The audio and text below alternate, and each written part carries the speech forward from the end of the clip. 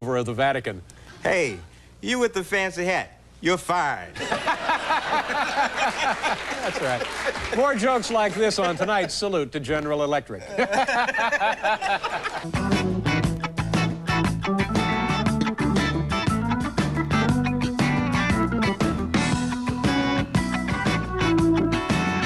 New York, where for $2 you can drive a bucket of balls off the roof of skyscrapers, beloved by the children of Spain as Juanilo y la Planta de Frijoles.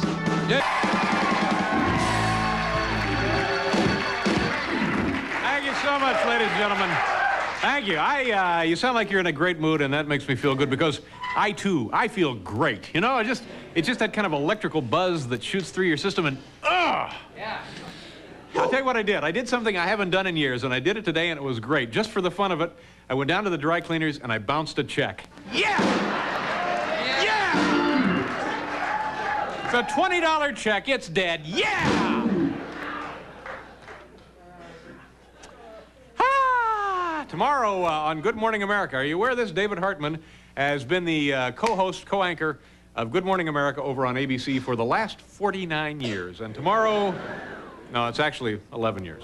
Been on for 11 years, and he's retiring. And tomorrow they're having kind of like highlights. All day long they're going to be showing special, memorable moments with David Hartman, which means that some Good Morning America staff member has to go back through 11 years of videotapes and select David Hartman highlights. Boy, you think you've got a lousy job. Well,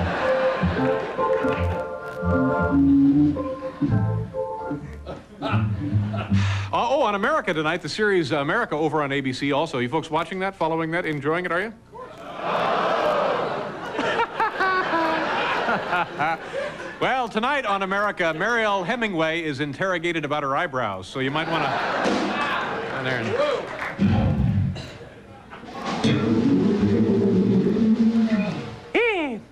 Well, today the Reagan administration released their new drug testing guidelines for federal employees, and one of these guidelines calls for stationing monitors in restrooms during the testing procedure. Now, they're doing this for 3 reasons. 1, they want to obviously keep the tests honest. 2, they want to make them as accurate as possible. And 3, they want to give George Bush something to do. So I think it's...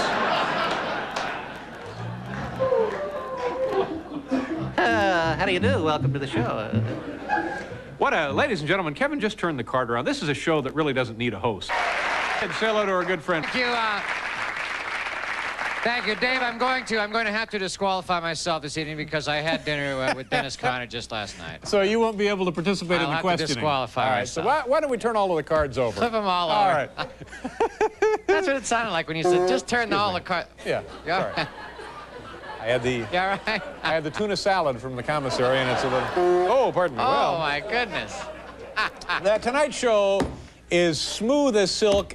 You don't need a host for tonight's show. No. No, you don't. No, you don't need one at all. We got a great guests, a great, powerful comedy right here, a wonderful band.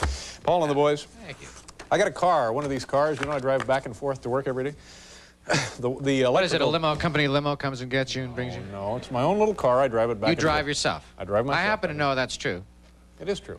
That they would send a limo for you, provide it for you, but you... We're still talking about that. But anyway, right now you're driving. Yeah, and the electrical system is befouled on this thing. So when you hit the horn, I thought this was nice. So a lot of traffic going home, commuting on the east side or the west side, however you go home, and you periodically need to use the horn. So I hit the horn last night in a moment of great emergency, I thought, and the interior lights come on. Oh, good. Boy, did I feel safe. Yes, sir. Oh, Mr. Goodranch. Nice.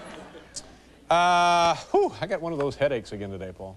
Really? Ooh, brother. Do you have a headache?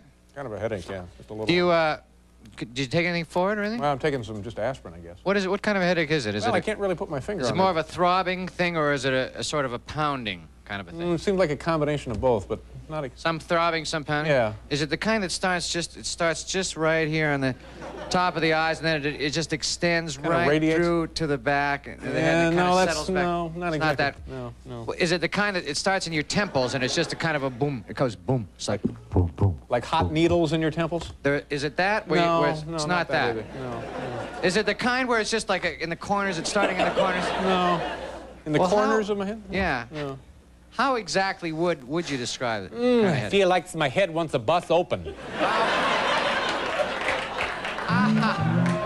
Oh, that's it. Why did you? Oh, that kind of a. What did I tell you? You don't need a host for this crap, No. do you? No, you don't. What are we doing? A top 10 list? Well, let's get right to it because we got a Sure. great show tonight, and we don't want to screw this up.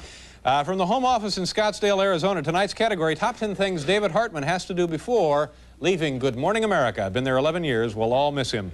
Number 10, check green room sofa cushions one last time for change.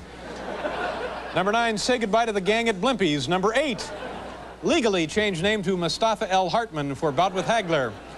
Number 7, return giant baby bonnet to wardrobe. Well.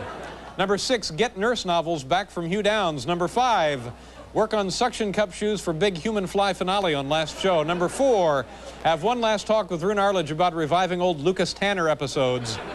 Number 3, close office door and have one final hand shadow battle between wolf and chicken. Boy, for the life of me, I don't know what that means. Number 2, give finger on air to Jane and Bryant. Number 1.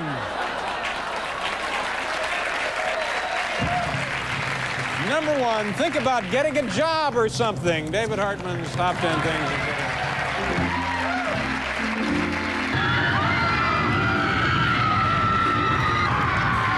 Thank you so much. Let's go to the viewer mail, kids. It's Thursday. We're the only television program in the free world which takes up airtime to answer their viewer mail. Actual viewers from actual, actual letters from actual viewers. Here we go. Letter number 1. Dear Dave, where is the men's room in 30 Rockefeller Plaza?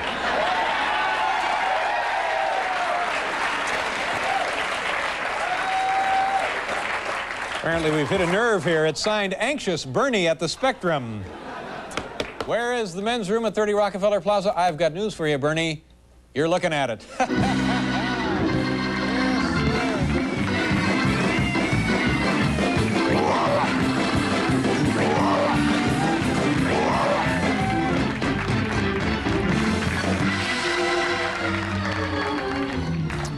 Letter number 2.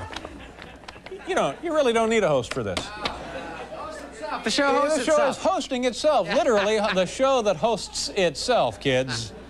Dear Dave, number 2 begins, my fiance and I go to work late every day because we stay up to watch your show. P.S. We love your hair. Don't let anyone tell you different. Gene and Jim, Ocala, Florida. Gene and Jim writing to tell me that they love my hair and don't let anybody else tell me different.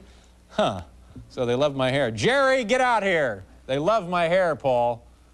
Jerry, what did you tell me Gene and Jim said about my hair? I don't remember. No. You remember. What did you say that Gene and Jim told you about my hair?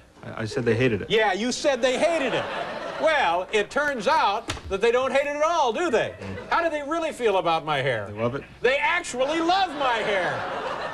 Jerry, you have been trying to drive a wedge between me and these kids from Florida ever since you've been on the show. Now, that's it. Just get up. Clear out your office. You're done. Go on home. Beat it.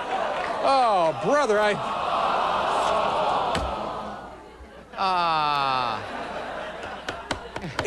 kids, it's only comedy. Jerry, come on back. Jerry.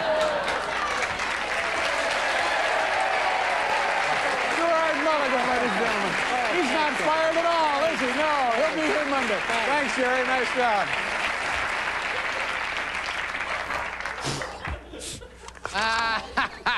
So it's just a joke. Yeah, it's just a joke. We're not firing. No, sir. The show that hosts itself. It's automated, completely automated. It's 1987. It's the computer age. Oh, we had 2 cards for that one. 三味鸡、湖南肉、国番鸡、岳阳牛。 I don't know what that was. Somebody better check on Howard back there. He's got visitors, I think. Letter number 3. Dear Dave, I found this key on my way to work. Can you see if anyone claims it? Oh, there's the key right there. Thanks, Dennis Coughlin, Chicago, Illinois. Let me see that key. Jeff, can you pull it off of there and bring it over? That's interesting. They sent in a key from, found it somewhere in Chicago, Illinois. Oh, yeah. Thanks, Jeff. Jimmy! Yes, David. Check and see if this is the key that guy was looking for when he was doing the Magic Act last week. Okay, I'll check it out. All right, thanks, Jimmy Fitzgerald. Be interesting. You never know. Give it a shot. If it is the key, then that's. Hold your horses, buddy. I told you we'd find the key. All right, take it easy. Take it easy. Relax. Sorry, that's not it, Dave. Hang in there. Okay, that's too bad. I thought we had something there for a moment. All right.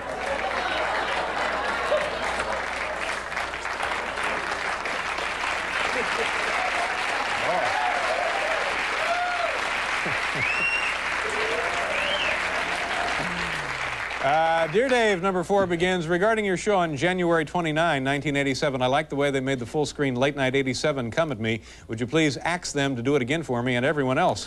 Thanks, Judy Shear, Passaic, New Jersey. Well, you know, Judy, on January 29th, we were still doing it the old way before we figured out a way to save a lot of money and time by putting it on the computer. But I'm with you. I still prefer the old way with... well, here it is now.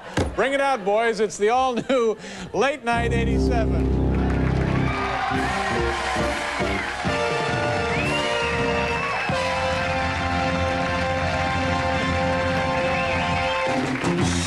Okay. Thank you so much. See, this is the way, it's the old way. We used to do it like this. Okay. Thank you. Thank you very much. Is that Biff and Tommy? Thank you, boys. Here on the all-new Late Night 87.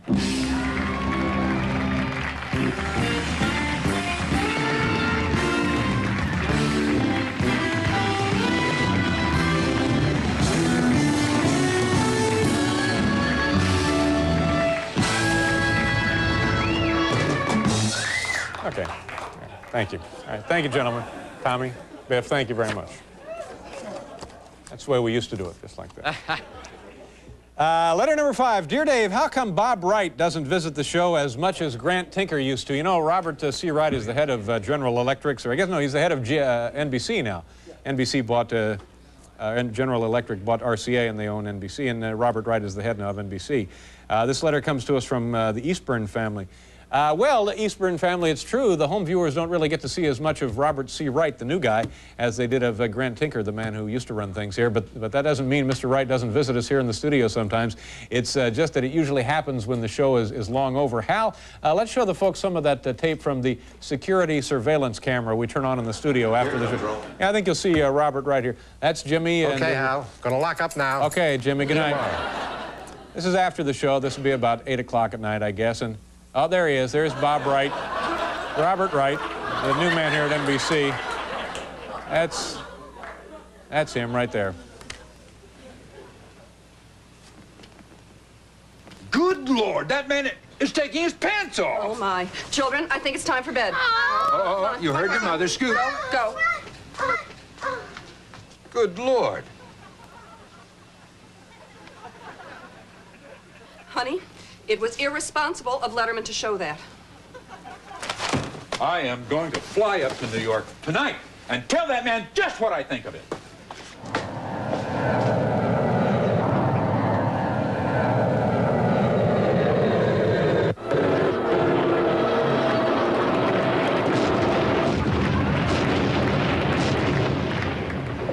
Okay, that's too bad. Well,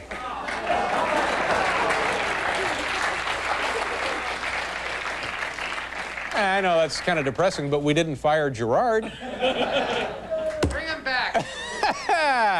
Oh.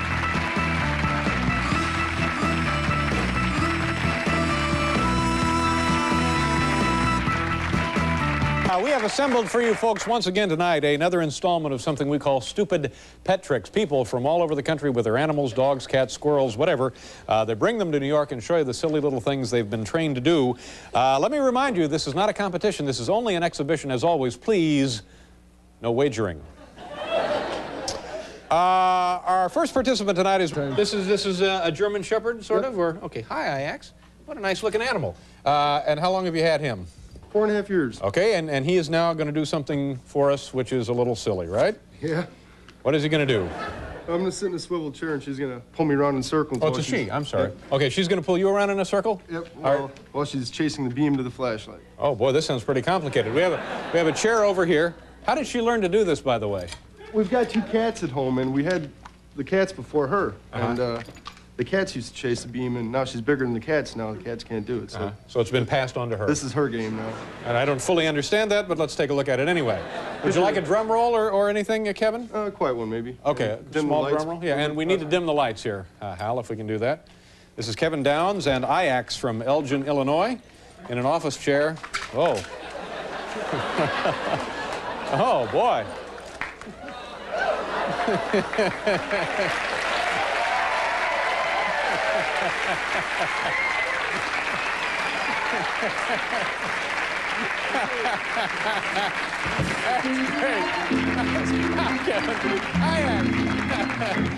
Let's take a look at it here through the miracle of slow motion instant replay. You know, ladies and gentlemen, if we could just harness this power, we could light a small city for several years.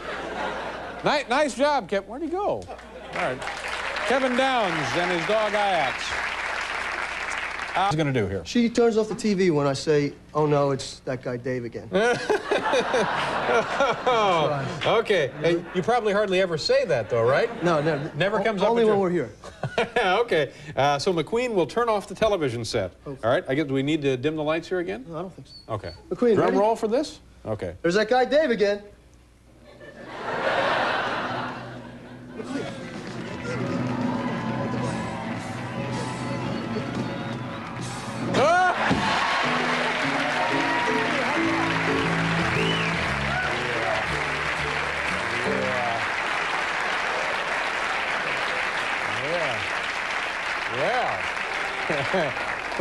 Thank you so very much.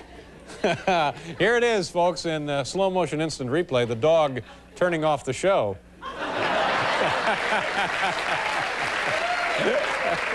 Nice job, Skip. Thank you very much. Yeah, let's see a high five here. Good. Can you give me a five? Come on, what do I have to do? Oh.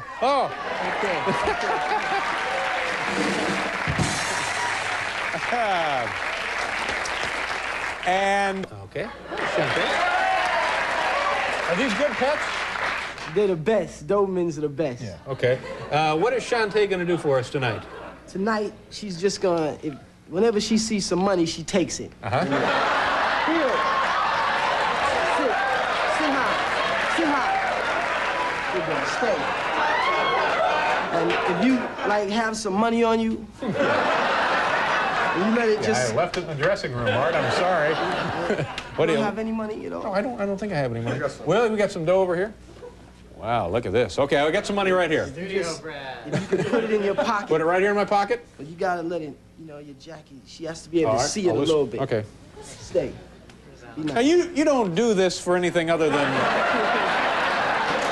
No, it's just a demonstration. Just amusement around the house, right? Yeah. Okay, just let Shantae. it peek out a little bit. Look at this. Don't Look show at it to her. Look at it. I just picked up my dry cleaning. Look at the. I got to change. I got to change here from 100, Shantae. Look at that. Hang out a little bit. Shantae. Woo. Shantae. Come on, babe. Take his money. Take his money. Waiting on a. Give it to me. Take his money. Come on. Take it. We got here, Shantae. There it is. Thank you. Dog, picking my... Thank you. We're going to see it here, Art. There she is, going to work. What a cutie. Where'd she go? Shantae. Took my money and left town. Yeah, she took the dough and hit the road. She got a cab. All right, thank you very much. Nice to see you. There's your dog right there. Whoa! Right. One more. Come on. Come on. Here we go. Get tall. Come on. Get tall. Get tall. Back. Okay, come on. Yeah. How about it? Nice meeting you. We got to do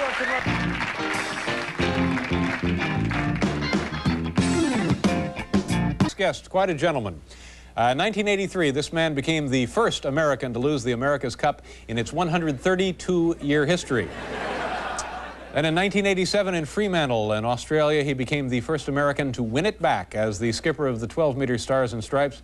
He and his 12-man crew swept the series 4-zip and crossed the finish line of the final race 1 minute and 59 seconds ahead of the competition, the Australians winning the right to bring the cup back where it belongs. A native of San Diego, California, folks, please welcome Dennis Conner.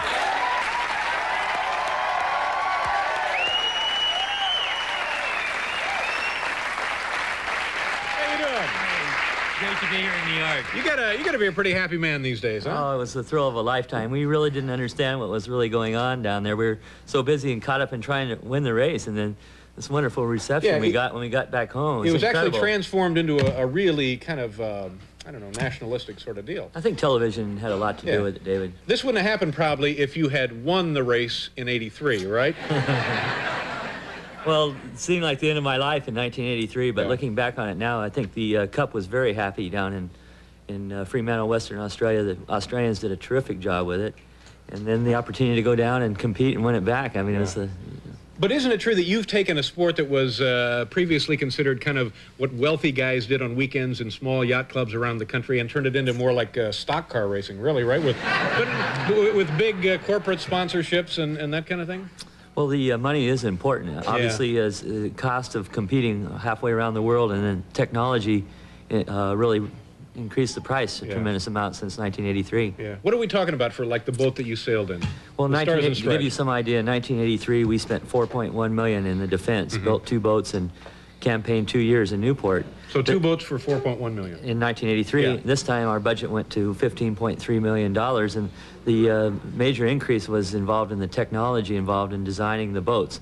As you may remember, in 1983, they had a boat with a wing keel on the bottom that beat us. Right. And then with that technology involved in designing a boat that we really didn't know much about, tremendous amount of technology went in from the standpoint of the same thing that way that we design airplanes. We used to design the boats with computers, tank testing, and it was really, for the first time, taken out of the fine art of drawing like a Picasso into the art of technology. And the major increase was the cost of the design, and then, of course, competing halfway around the world. But even with all of that research and development and design expense and so on and so forth, the increases are in tiny little increments, aren't they? I mean, we're talking about in speed, essentially. From a percentage standpoint, we're talking like major breakthrough would be 1%. Our boats go through the water approximately 8.5 knots, and if we had a tenth of a knot gain over someone else, he'd win by 3 minutes. So it'd be a huge gain. What happened to the wing keel? Did you guys have a wing keel this year? Yes, we did. Yeah, and did the Australians have one also? All but one boat had wing keels, basically. So now that technology which caused the Cup to go to Australia in '83 is pretty much passé, right? It's standard procedure. No, there were some creative ideas down there this time that will be looked upon in the future, and it was a matter of refining the Australians' idea that we had in 1983 that allowed us to win. We had a terrific design team, but that's only part of the story. Yeah. All right, well, we'll get to the rest of the story here. We got to do a commercial, and people have known about it, I think, every 4 years it comes around, but it hasn't been, it's not like the World Series or the Super Bowl. It really started in 1851 when the British were real proud of their sailing prowess, and the group of people here in New York got together and decided to go over and show them what good old Yankee ingenuity was all about, and they went over there and they won a race around the Isle of Wight, and the trophy came back here and was dedicated to the New York Yacht Club. And we've had it ever since then, up until 1983. No, someone lost it 3 years ago. Now that must have, were the guys at the New York Yacht Club steamed? Where they must have just been 132 years, and suddenly. I wasn't their favorite guy. Yeah, and then you didn't defend for them. You defended for your own yacht club. Well, challenge, right? Or challenge, that's right. Actually, I really wanted to challenge with the New York Yacht Club, but we just didn't get together. And it didn't work out. I was Commodore of the San Diego Yacht Club, and I live in San Diego, so it seemed like the right thing to do at the time. So now how much did these guys here in New York spend to try and get the Cup back? They went nuts, didn't they? They spent a little more than we did. They had 3 boats in the trials? They had approximately the same budget. I'm not privy to exactly how much they spent, but in the neighborhood, 15, 16, 17 million dollars. And what did they get for that? A nice tan. That's what they got for it. A pretty good tan. Well, they got to get home for Christmas. Yeah. Now, people keep talking about 12-meter, 12-meter, 12-meter. I know it's a hugely complex formula. Is there any way you can tell us what it means? Well, I don't have any idea. 12 meters, obviously, is around 39 feet long. The boats are 70 feet long. That has nothing to do with the length. It's just the name of the rule. And basically, the boats are 70 feet long. They weigh about 60,000 pounds. 60,000 pounds, 30 tons. Right. 45,000 of that is in the keel alone. That's what holds it up. That's down here in this job right down here. There you go. This handy visual aid right there. The mast is about 100 feet off the water. 100 feet up. And there's 11 crew. There's no engine. There's nothing down below. It's just Here's what it looks like down It's below. a racing machine, and the boats themselves don't cost that much money. It's all the Now, where's logistics your and cabin sales. down there, Dennis? Don't you have a kind of like a luxury bunk or something in there? I get to hang out in the back, and the guys do all the work. Yeah. Speaking of the guys, there's 12 guys on the crew? 11 guys. Now, did they make any money out of this thing? They work 17 hours a day, 7 days a week for 17 months for this, and they got $300 a month in compensation. So they were there as to compete to be the best that you can be for their own personal satisfaction. Sounds like a commercial for the Army all of a sudden. $300 a month and you get to be the best you can be. That's it. But now with the commercial money, is there anything you can divide up for the guys, or? We're still trying to pay our bills from this time, but my guess is that in the future they'll be treated as professional athletes, at the best at their sport. Obviously, there'll be some compensation for them in the future because there'll be opportunities for people to market their is going to grow. Sure, through commercialism. Now, what did it come down to in the competition? I mean, you ran away from these guys. Was your boat a better design, a better crew, more experience? What was the deal? It was a total team, Stars and Stripes team effort. We had a good design, very well constructed. The logistics were good. Crew was fantastic. 5 of the guys that were with us in Liberty were back again. We had good sales. It was a complete total package, and I think good old Yankee ingenuity, dedication, hard work, drive, motivation. So you really had a motive for coming back, because you didn't. I mean, this goes on your record. You know, you blow it after 132 years. Be tough to get a reference with that kind of thing on your. But there's. You don't do any yelling on board, do you? No, we're very calm. We sail so many miles and hours with each other. They just know the moves, and I hardly interrupt the joke they're telling when we turn the boat. Yeah. They would tell jokes while they were on board there? They're a pretty loose group. Yeah. They have a lot of confidence in what's going on there. And they maintain a certain innate humor while the races are going on. In the back, we're pretty serious, but they have a good time up in the front. But at night, they're just out all night drinking. No, they way. aren't. No way. They're out drinking and chasing babes, no way. right? Well, babes are chasing them. Oh well, that's not bad. No. And where are you going to hold the next defense? The San Diego Yacht Club Defense Committee will have to decide that. Obviously, there's a tremendous loyalty to the community of San Diego that helped to get this back, but I'm sure they'll hold the pride and the tradition of the Cup above any other consideration. The sailing is good, but not great in Southern California, right? Not for this kind of event? It could be a good event there, and so we'll have to wait and see what they decide. Would that be your first choice, San Diego? I'm going to be doing the best I can to defend it no matter where they have it. But where do you want to do it, Dennis? You don't want to do it in San Diego. You want to go to Hawaii, right? I live in San Diego. You'd rather go to Hawaii. It's America's finest city. I know that. And this thing about going to Disney World, that's not true, is it? They were pretty good, weren't they? Yeah. Did they get you right as you were coming off the last race? Yes, they did. They were very clever. Yeah, nice job. Dennis, Jesus, a pleasure to meet you. A young Minnesota viewer that read, and I'll read it to you.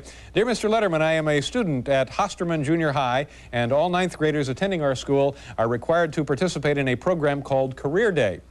I am writing this letter because I am interested in joining you on one of your average work days. Very sincerely yours, Eric J. Loveland. Well, of course, we're always eager to help out a youngster interested in the world of broadcasting. And here's what happened when Eric came to visit us in New York City to explore career opportunities in network television. Eric, I understand that you have a questionnaire there that you have to ask some questions of me, and this is all for the class project. Is that right? How did you get the job? How did I get the job? You know, Eric, a lot of people want to know that. Actually, it was an essay writing contest, and I was fortunate enough to win.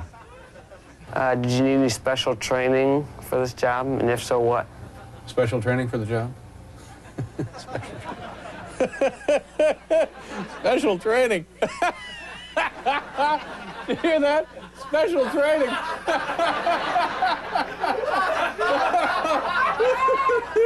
Yeah. Go ahead.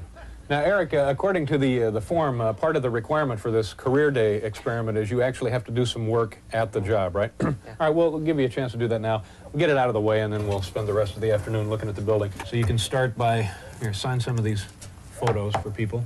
All right, this should be All My Love, Dave Letterman. And we usually sign these, you know, a couple hundred at a time. So, there you go. Okay. Oh, and also, you want to get the phone. You can answer the phone. That'll be good. Just push the button first. Push the button. Okay. Hello? No, wait a minute. That's wrong. Let's put you on hold. This is how you do it. The phone rings just like this. Mr. Letterman's office, may I help you? Just a moment, please. Get rid of that guy. All right, now try it again when the phone rings, just like that, okay? Mr. Letterman? Oh, try it again. There you go. Mr. Letterman's office, may I help you? Oh, okay. I can't type Maybe you behind better voice. just stick to the photos, Eric. All right. Eric, let me show you something. If you're really considering a career in broadcasting, think of these 3 words: weekend nightly news. You know what that means, right?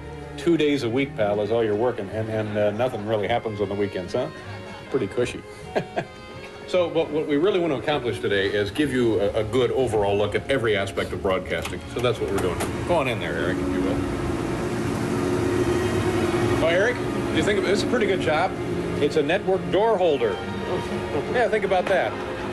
Hi, how are you? Hello, Mr. Letterman. Nice to see you. What is your name? John Mulroney. What do you do here, John? I'm in charge of air conditioning on the 10th floor here, dear. This is the first thing you do when you get here, Eric. You gotta punch in here. If you don't punch in here, you don't get paid. And of course, when your buddies call in sick, you come over and you punch them in also, right? Oh, that's a no-no. It's a little trick. Yeah. Can we, let's punch somebody out just for the heck of it, okay? Yeah, okay. All right. We'll put this guy out here. Let Eric do it. Do you mind? Yeah. There you go, Eric. Just put it right in there. Okay. Yeah. There you go. Do you like the feel of that? All right. And what's this stuff over here? What are these things, John? Eric, would you like to take one of these back to Minnesota with you? Sure. Okay. Oh, that's nice. There you go. Don't cut yourself. It's kind of rusty. Okay, give it a try. Okay, thank you. How long have you worked for NBC? I'm working here 11 years. And what do you do for the network? The network, security. Eric, do you have any questions? Yeah.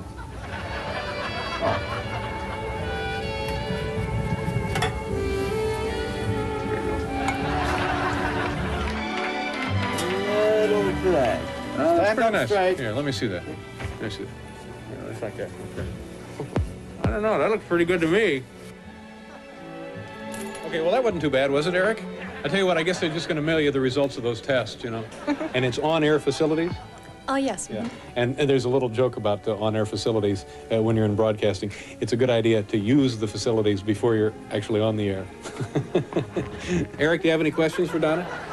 What do you do for the network? I'm a courier. I pick up their news tape now from JFK, LaGuardia, the local crews. Bring it back to NBC where they put it on the air. Any questions? No.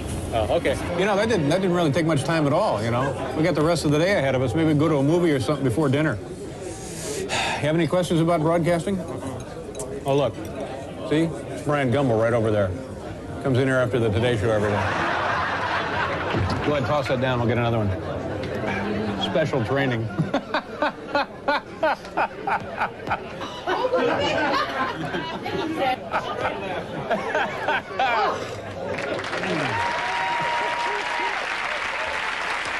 Okay.